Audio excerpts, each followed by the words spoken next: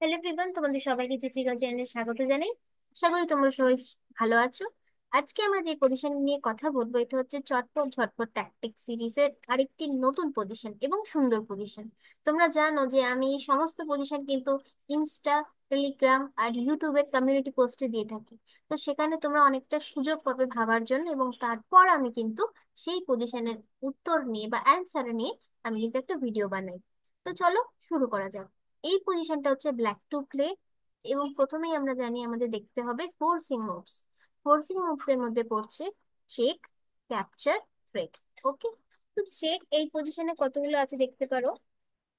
Night F3, night F1, যদি queen নিয়ে দেখি কুইন E2।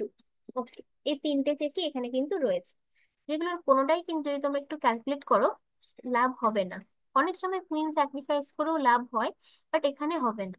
তো সেক্ষেত্রে এইগুলো ওয়ার্ক করছে না। তাহলে আর কি করা যেতে পারে? চেক যদি ওয়ার্ক না করে তাহলে সেক্ষেত্রে আমরা দেখবো ক্যাপচার। ক্যাপচার এখানে কি কি আছে? Queen into C3 and queen into E2, এই এই দুটো ক্যাপচার আমরা দেখতে পাচ্ছি। বাট কুইন দিয়ে পন খেয়ে তেমন কোনো লাভ হচ্ছে না, পন দিয়ে খেয়ে নেবে।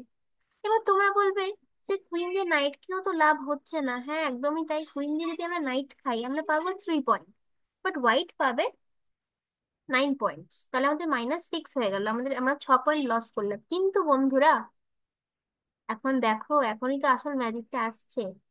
তার কারণ এই পজিশনে নাইট F1 চেক, এবং নাইট F1 চেক দেওয়ার ফলে আমরা যেমনি কিং কে ধরলাম আমরা তেমনি কুইন কে ধরলাম। এটা কি বলা হয়? ফর্ক করা। ঠিক আছে, তো একসাথে কিং কুইন ফর্ক হয়ে গেল। এবার বাধ্যতামূলক ভাবে কিং কে সরতেই হবে, আমরা তখন কুইনটা খেয়ে নেবো।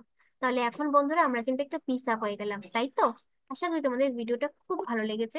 লাইক করে দাও, শেয়ার করে দিও, আর অবশ্যই তোমাদের সাজেশন জানাতে কমেন্টে একদম ভুলো না। কারণ তোমরা যত সাজেশন কিছু দেবে আমি বুঝতে পারবো আমার আরো কি কি ধরনের পজিশন তোমরা চাও।